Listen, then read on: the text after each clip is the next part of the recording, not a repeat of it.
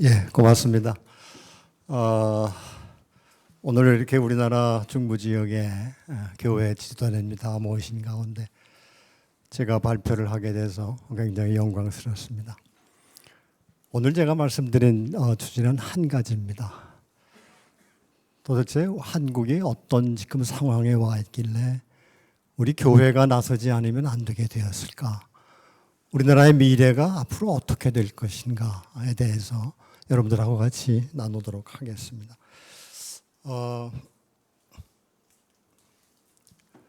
우리 이미 초저출산 고령화 얘기는 많이 들으셨을 텐데요.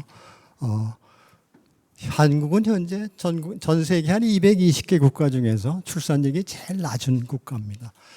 출산율을 우리가 측정하는 지표는 크게 두 가지 있습니다. 하나는 합계 출산율. 그 나라에는 모든 여성들이 평생에 걸쳐서 몇 명의 자녀를 낳는가. 작년에 우리나라는 0.78명이었고 아마 금년에는 0.7명대를 유지할 수 있을까 이제 연말에 두고 봐야 됩니다. 두 번째 지표는 1년에 몇 명이 태어나는가 하는 출생아 수입니다. 이 지표는 어떤 의미를 갖는가 하면요. 작년에 태어난 아이들이 30년 뒤가 되면 그중에 절반이 어머니가 될 수 있는 아이들입니다. 그러니까 이 출생아 수라고 하는 것은 한 세대 뒤에 과연 한국의 어머니가 될 수 있는 여성이 몇 명이나 있을까 하는 것을 보여주는 지표입니다. 작년에 우리나라는 25만 명이 채 안 되는 24만 9천 명이 출생했습니다. 이 그림은 지난 1970년부터 작년까지 1년에 몇 명이 태어났는가 하는 것을 보여주고 합계 출산율이 어떻게 떨어졌는가를 보여주는 표입니다. 1970년에 우리나라는 101만 명이 태어났습니다. 100만 명이 태어나던 것이 줄고 줄어서 작년에 24만 9천 명이 태어났습니다.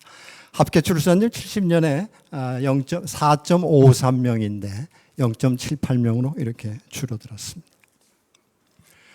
그러면 우리나라가 도대체 지난 몇십 년 동안에 무슨 일이 있었기에 이렇게 합계 출산율, 출생아 수가 이렇게 감소했을까? 인구학적으로 보면 두 가지 이유입니다. 하나는 결혼 연령이 자꾸 늦어지고 있습니다. 1990년에 우리나라 남자들은 27.8세 결혼했고 여자들은 24.8세 결혼했습니다. 그런데 이것이 작년에 남자들은 초혼 연령이 33.7세가 됐고요. 여자들은 31.3세입니다. 여성이 결혼해서 자녀를 출산할 수 있는 기간은 제한되어 있습니다. 결혼이 늦으면 늦을수록 낳고 싶어도 이제는 다자녀가 태어나기가 어려운 상황입니다. 두 번째는 이제 생애 미혼율의 증가입니다. 생애 미혼율은 어떻게 우리가 측정하나 하면 만 50살이 되도록 한 번도 결혼해 본 적이 없는 사람 비율이 얼마냐 하는 겁니다. 예를 들면 2010년에 남자들의 한 6%, 여자들의 한 3%가 생애 비혼자였는데 2050년에 남자들의 43.8%, 여자들의 33.6%가 생애 미혼율입니다. 결혼을 안 하는 겁니다. 여성들의 미혼율을 보면 1980년부터 2020년까지 보면 2020년 보겠습니다. 20대 전반 결혼한 사람 거의 없습니다. 20대 후반이 돼도 80% 이상이 결혼 안 하고 있습니다. 30대 초반이 돼도 싱글로 남아있는 사람들이 거의 한 절반이 되고요. 30대 후반이 돼도 30%, 20%가 넘는 비율이 결혼을 안 하고 있습니다. 여성 얘기입니다, 지금. 생애 미혼율, 아까 제가 말씀드렸습니다. 2050년 되면 남자들의 한 44%, 거의 절반이 결혼을 안 합니다. 시은이 되도록 결혼을 안 하고 있습니다. 여자들의 한 34%가 결혼을 안 합니다. 사회학적 원인은 여러 가지가 있겠습니다만 중요한 것은 물질 혹은 성공지상주의가 우리나라에 지금 팽배해 있습니다.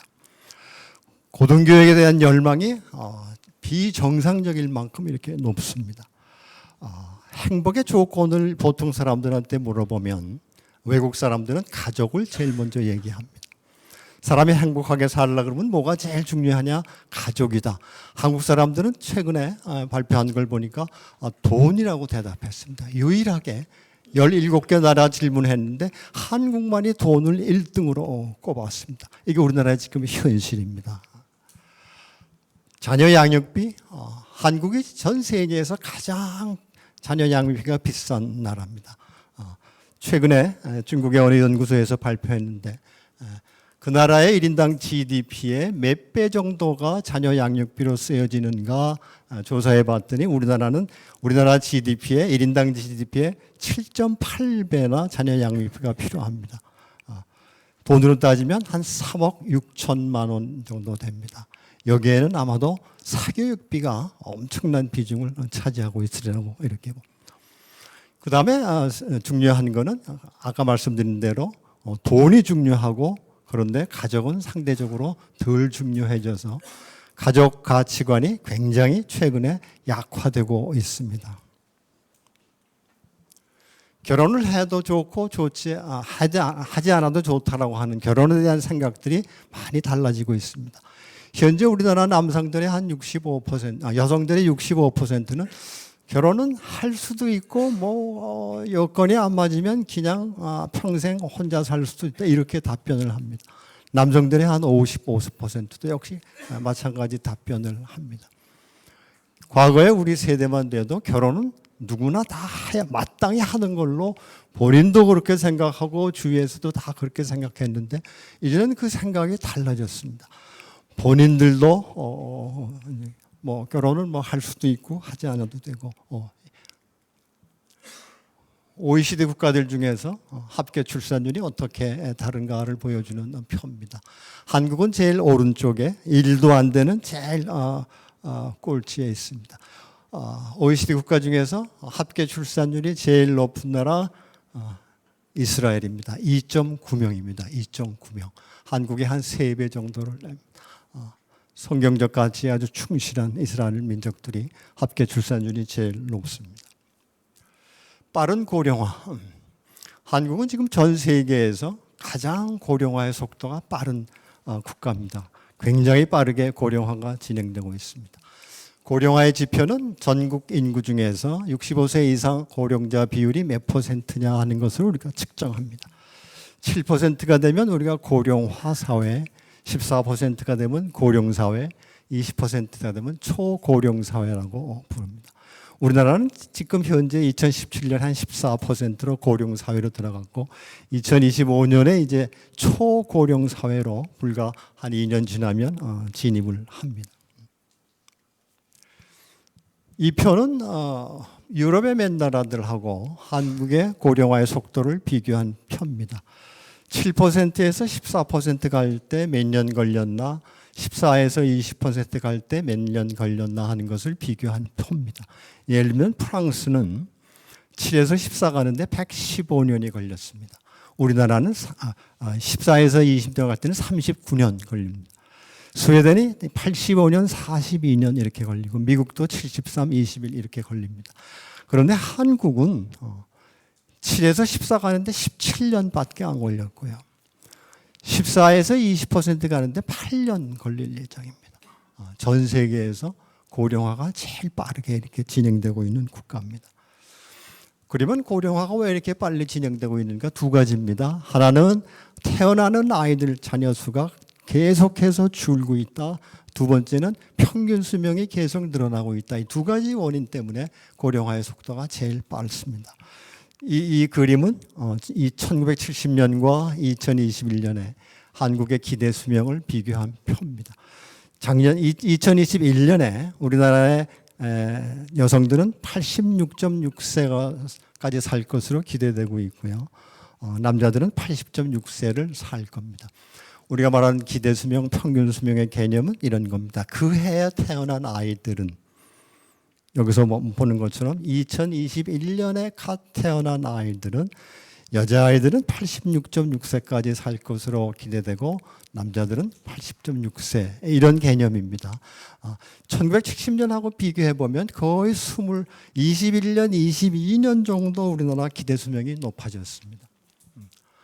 매년 0.3, 0.4세씩 기대 수명이 높아지고 있습니다. 우리나라의 평균 수명은 OECD 국가 중에서도 비교적 상위권에 속합니다. 그러면 이런 초저출산 고령화 앞으로 어떻게 진행될 것인가? 통계청이 2070년까지 예측을 해줬습니다. 합계 출산율 아마도 내년 2024년이 최저를 기록할 것이다. 2050년이 돼도 한 1.2 정도밖에 안 될 것이다. 이렇게 예측합니다. 출생아 수 금년이 아마도 제일 적게 태어나서 23만 3천 명 정도 태어날 것이다. 2034년 되면 30만 명을 잠시 넘는 적도 있지만 그 다음에 2055년 이후가 되면 20만 명대도 못 미치는 그런 출생아 수를 보일 것이다. 기대 수명 2070년에 남자들은 한 90세까지 살 것이다. 여자들은 93세까지 살 것이다라고 예측을 해주고 있습니다. 고령인구는 65세 이상 고령인구는 2020년에 815만 명이었는데 2024년 되면 1000만 명이 넘고 내년입니다. 그 다음에 2050년 되면 1900만 명까지 고령인구가 증가하다가 이제 감소할 예정입니다. 고령화율은 2020년에 15.7%였던 것이 25년에 20.6%, 2070년에 46%가 넘어갑니다. 세계에서 가장 고령화된 국가가 됩니다. 중위연령이라고 하는 개념이 있는데 이것은 갓 태어난 아이부터 최고령자까지 한 줄로 세웠을 때 한가운데 서 있는 사람이 몇 살이냐 하는 개념입니다. 2020년에 43.7세였는데 2070년이 되면 62.2세가 됩니다. 대한민국 인구의 절반이 62세 이상이라고 하는 초고령 국가로 우리나라는 진입할 예정입니다. 네. 그림으로 표현한 겁니다. 1900만까지 올라가고요. 그런데 고령인구 연령 구조가 문제입니다. 고령인구를 세 그룹으로 나눠서 85세 이상, 75, 84세, 65, 74세 이렇게 구분해 보면 지금은 85세 이상 초고령 인구가 그렇게 많지 않습니다. 고령자 중에서 차지하는 비율도 낮습니다. 그런데 2070년이 되면 거의 세 그룹이 비슷해집니다. 85세 이상 초고령자가 544만 명이 됩니다. 저 인구는 우리가 아는 것처럼 대개 다른 사람의 도움이 필요한 그런 인구 집단입니다. 이렇게 고령화가 늘어났을 때 한국이 저분들을 어떻게 우리가 돌볼 수 있을까, 섬길 수 있을까 굉장히 큰 문제입니다. 중위연령 제가 말씀드렸습니다. 앞으로 그러면 이렇게 저출산 고령화가 진행되면 한국은 어떤 모습이 될까? 우리나라에 어떤 영향을 미칠까? 총인구 이미 감소 시작했습니다. 2020년에 우리나라 인구는 5,184만 명을 정점으로 해서 지금 현재 감소하고 있습니다. 우리가 말하는 여기 총인구라고 하는 개념은 대한민국에서 살고 있는 한국 사람 플러스 외국 사람을 다 합친 인구입니다. 그러니까 우리나라는 5,200만 명을 넘어서지 못하고 이미 감소 중에 있고요. 계속 감소해서 2070년이 되면 3,760만 명, 그러니까 1979년 수준으로 감소합니다. 50년 동안에 1,420만 명의 인구가 없어집니다. 총인구 감소보다 더 중요한 인구가 있습니다. 생산 연령 인구인데요. 생산 연령 인구는 15세부터 64세 인구, 이 인구가 그 나라의 경제를 떠받치고 있는 인구입니다.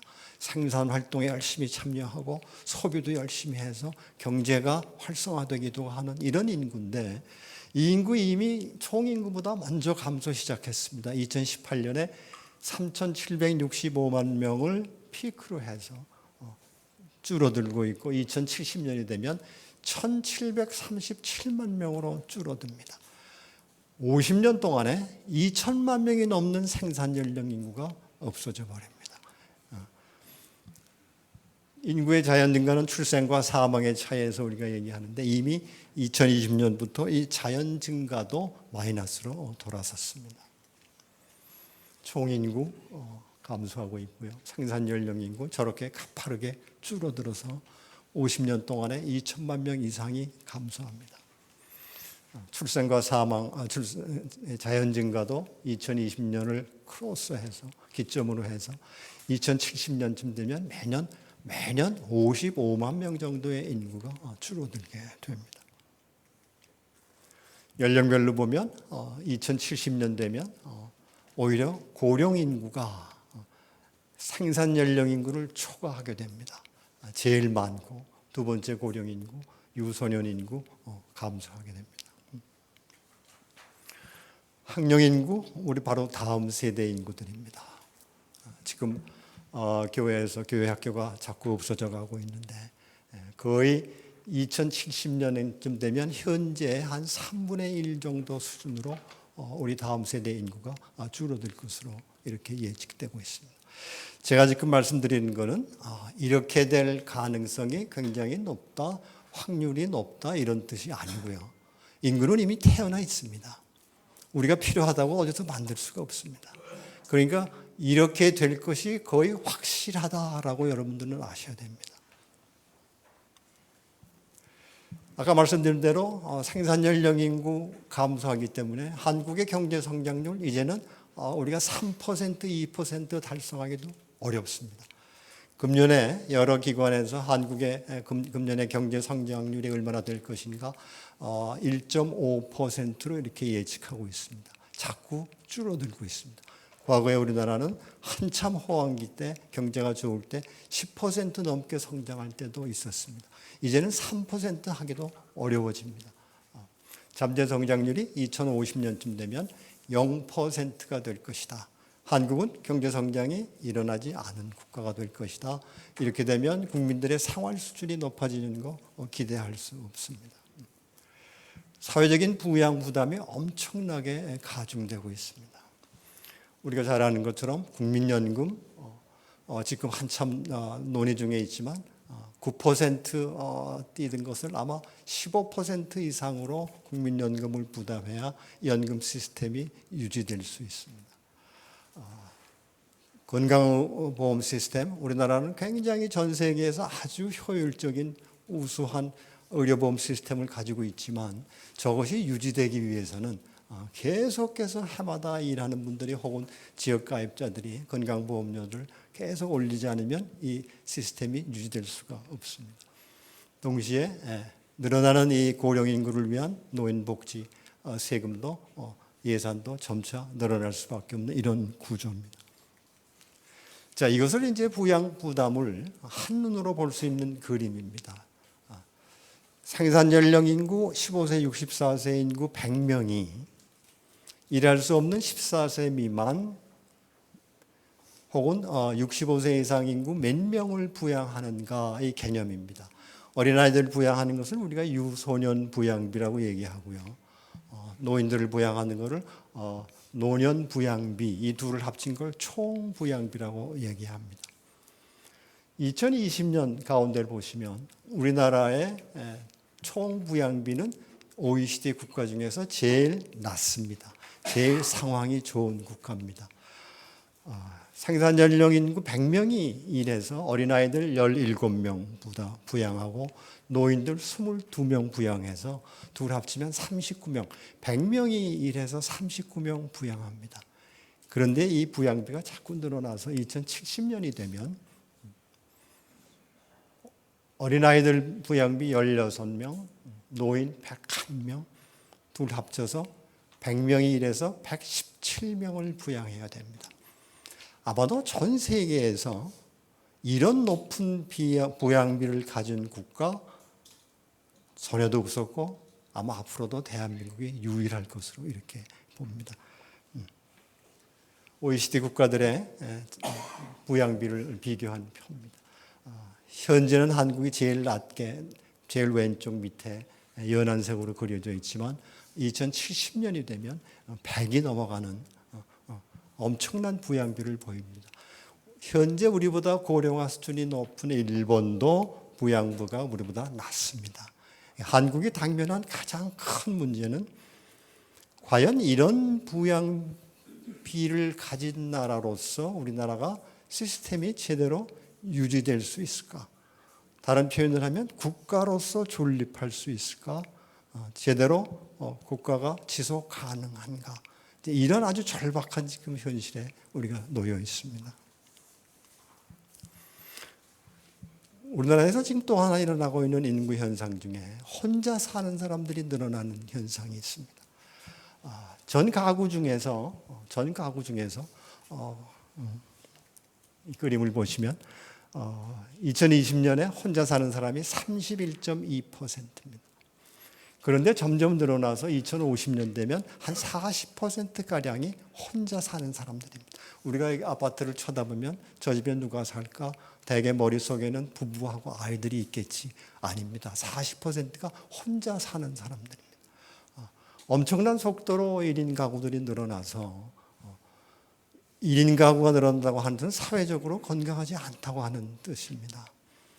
고립되어 있고 소외되어 있고 그래서 우울증 걸린 사람들도 많고 혼자 살다 죽었을 때 한 달이 지나도 이웃에서 아무도 알아차리지 못하고 이런 사람들이 이제 점점 많아진다고 하는 뜻. 아마도 우리의 미래의 교회가 이런 분들도 아마 보듬어야 될 것 같은 이런 생각입니다. 1인 가구 연령 분포를 보면 지금은 젊은 사람들이 많습니다. 그런데 2050년 되면 거의 70세 이상의 고령 1인 가구들이 엄청난 속도로 늘어나게 될 겁니다. 세 번째로는 이제 지방 소멸 얘기입니다. 총 인구는 줄어들고 있는데 그나마 수도권으로 자꾸 인구들이 몰려들어서 지방의 시군구 중에서 소멸되어 갈 그런 시군구들이 자꾸만 늘어나고 있습니다.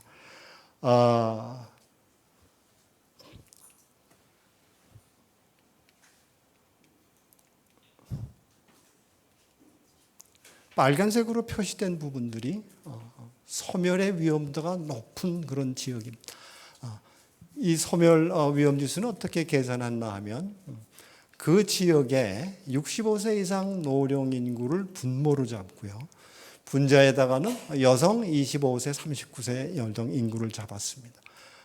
그래서 이 비율이 0.2가 안 되면 소멸 고위험 지구라고 이렇게 얘기합니다. 0.2에서 0.5 사이는 우리가 소멸 위험 단계에 들어갔다 이렇게 얘기합니다. 현재 이 비율이 0.2가 안 돼서 소멸 고위험 지역 시군구가 22개가 되어 있습니다. 굉장히 많아요. 점차적으로 아주 가속도로 늘어날 가능성이 있습니다.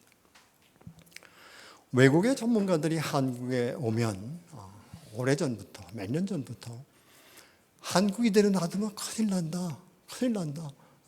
한국이 당면한 가장 큰 문제는 인구 문제다라고 수없이 경고했습니다. 영국의 옥스퍼드 대학의 데이비드 콜만 교수는 한번 계산해 봤습니다. 이런 추세로 가면 한국이란 나라가 국민들이 없어서 소멸될 수 있는 시점이 언젠가 한 730년쯤 지나면 한국은 인구가 없어서 국민이 없어서 소멸되어지는 최초의 국가가 될 것이라고 이렇게 얘기했습니다. 현재 유럽은행 총재로 있는 크리스틴 라가르드라고 하는 여성 총재가 몇 년 전에 우리나라에 와서 대학에서 강연하면서 아주 끔찍한 얘기했습니다. 한국은 지금 집단 자살 사회에 접어들었다. 그래서 외국 사람 눈에 비친 한국은 정말 큰일 난 나라. 그런데 정작 우리나라 사람들은 그렇게 심각하게 이 문제를 생각하지 않고 있습니다. 뭐 그냥 저출산 고령화 이거 문제다. 그런데 뭐 어떻게 되겠지. 뭐 이렇게 비교적 낙관적으로 뭐 생각은 그렇게 하면서도 구체적으로 어느 정도 심각한지를 전혀 느끼질 못하고 있습니다. 결론적으로 말씀드리면 한국은 과연 50년 뒤에 국가로 제대로 기능을 갖춘 국가로 존립할 수 있을까? 의문이 드는 그런 시점에 우리가 지금 왔습니다. 굉장히 절박감을 느껴야 됩니다. 전 세계에서 국민들이 없어서 없어진 나라는 없습니다. 큰 전쟁이 일어났거나 해서 국민들이 잠시 인구수가 줄어든 경우들은 역사적으로 많이 있지만 평화시에 이렇게 저출산 때문에 나라가 소멸되어 가는 이런 예는 우리가 역사적으로 찾아볼 수가 없습니다. 직후와 같은 속도로 이렇게 인구가 줄고 고령화가 진행되면 아마 한국은 굉장한 어려움에 처할 겁니다. 이 어려움은 국가가 소멸되기 전에 어떤 분들은 그럼 이민을 받아들이면 될 거 아니냐. 이민이 한 가지 해법일 수 있습니다. 그런데 아까 우리가 여러분들 보신 것처럼 생산 연령 인구 2천만 명이 줄어드는데 그러면 우리가 2천만 명을 이민으로 채울 건가요? 그 무렵 되면 총 인구가 4천만 명이 안 되는데 그러면 이민자 외국인 인구가 50%가 넘고 한국 사람들이 오히려 마이너리티가 되는 이런 나라를 우리가 만들어 갈 것인가? 그러니까 이민은 단기적으로 우리가 부족한 노동력을 잠시 채우는 데는 유용한 수단이지만 국가를 지탱하기 위해서 국민들이 없어서 외국 사람들로 우리가 국가를 지탱하게 한다? 이거는 사실은 말이 안 되는 얘기죠. 그러니까 사실은 이 문제가 굉장히 절박하고 중요하고 2070년 가기 전까지 우리 다음 세대들이 얼마나 큰 어려움에 봉착할 수 있을까 하는 것을 현 세대들이 아주 심각하게 인지해야 됩니다. 과거에 우리나라가 가난한 나라에서 이렇게 잘 살기로 했으니까 앞으로도 무슨 수가 있을 거야, 잘 될 수 있을 거야, 이런 낙관적인 생각을 할 때가 아닙니다. 우리 다음 세대들이 엄청난 고통을 겪게 될 것인데 부양부담 때문에 일을 해봐야 연금 내고 세금 내고 의료보험 내고 고령자들 부양하고 일을 내면 엄청난 고통 속에 있는데 그걸 우리가 지금 뻔히 예측하고 있으면서 그대로 갈 수는 없습니다. 그래서 이제는 교회가 정말 나와서 우리 한국 기독교가 나라를 살리는 일에 이제 앞장을 서야 됩니다. 과거에 우리 역사적으로 보면 한국이 어려움에 처했을 때 우리 믿는 사람들이 힘을 합쳐서 나라를 구한 그런 경험들이 있습니다. 지금이 바로 그럴 때입니다. 한 25년, 20년 이상을 우리가 정부에서 이 문제를 정책적으로 다뤘다고 그랬습니다. 뭐가 문제인가? 사실은 출산의 가장 기본이 되는 돌봄 혹은 일가정 양립 이 문제도 아직 우리는 해결을 못했습니다. 한 300조 이상을 썼다 그러는데 이 두 가지 문제만 거의 완벽하게 우리가 갖춰줄 수 있다 그러면 왜 젊은 사람들이 결혼도 안 하고 왜 아이들도 안 낳으라고 그러겠습니까? 지금 직장에서 일하는 후배 여성이 자기 선배 쳐다봅니다. 결혼했습니다. 아이들이 어립니다. 그런데 돌봄 시스템이 제대로 갖춰져 있지 않기 때문에 일주일에 몇 번씩 팔을 동동 구르면서 이 아이를 누가 어린이집에서 픽업해 줄 수 있을까? 데려올 수 있을까? 여기저기 전화하는 모습들을 봅니다. 그럼 그 모습을 보면 결혼 안 한 후배 여성이 저런 상황인데 내가 지금 결혼하는 게 이게 잘하는 것인가? 결혼은 정말 해야 되는 것인가? 회의에 빠지게 되고 그래서 급기야 그 여성이 이제 아이 때문에 결국은 경력을 단절하는 걸 보면 회사를 떠나는 걸 보면 나는 저렇게까지 하면서 결혼하고 싶지 않아. 이런 생각들이 퍼지는 겁니다. 심지어 요새는 나이 드신 부모님들조차도 아이들이 결혼해서 둘 낳으려 그러면 요새 세상에 무슨 둘이냐 이런 얘기하시는 할아버지 할머니들도 계세요. 우리나라 사회가 이렇게 달라졌습니다.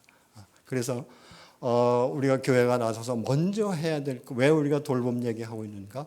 바로 아주 이 기본이 되는 결혼과 출산의 기본이 되는 이런 돌봄 문제부터 교회가 나서서 해결하지 않으면 안 되겠다. 이런 측면에서 우리가 나서는 겁니다. 당연히 태어나는 아이들 수가 줄어드니까 어린이집이 폐원합니다. 없어지는 어린이집들이 많습니다. 아이들이 없기 때문에.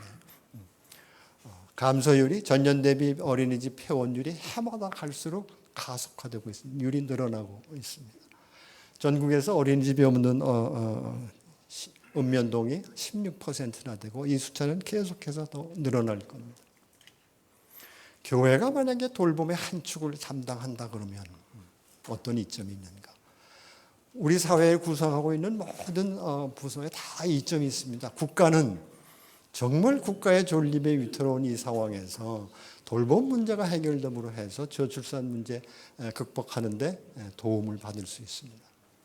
지방은 지금처럼 놔두면 지방 소멸이 가속화될 텐데 사람들이 살 수가 없는 마을들이 많이 생길 텐데 그런데 이 돌봄 문제를 교회가 해결해 줌으로써 지방의 젊은이들이 정착할 수 있는 기반을 마련해 주고 해서 지방 소멸의 속도가 늦춰질 수 있습니다.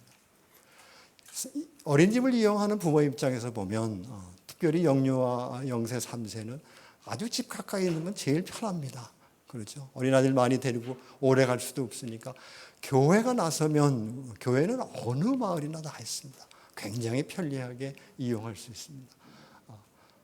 사랑의 공동체인 만큼 정말 부모처럼 아이들을 잘 돌봐줄 수 있습니다.